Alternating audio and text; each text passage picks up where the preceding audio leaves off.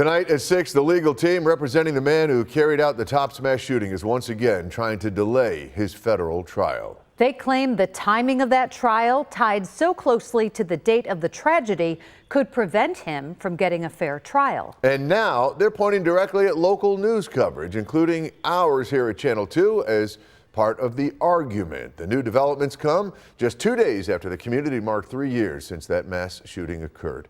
Good evening, I'm Scott Levin. And I'm Mary Alice Demler. 2 on your side, Sean Mickey reports on what happens next. A new motion filed by Payton Gendron's defense team in his federal death penalty trial could delay the start of jury selection until June of 2026, 9 months later than the originally planned September start. The defense has to constitutionally make any conceivable possible motion that they can to save their client's life. The start already pushed back to next January, but now Gendron's defense team wants it delayed further, arguing 2 main points.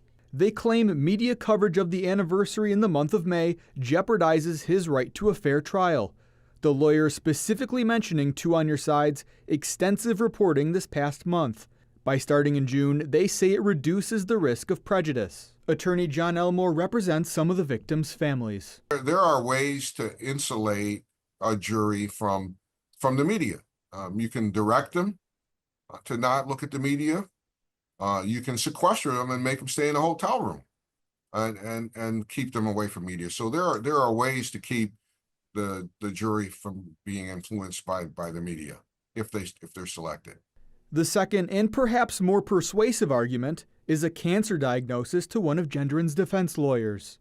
And that lawyer has to withdraw from the case. And so that motion is one I think that the judge is really going to have to take careful consideration as to whether or not he grants the motion or denies it. The defense now awaits a decision on their request to adjourn the current schedule.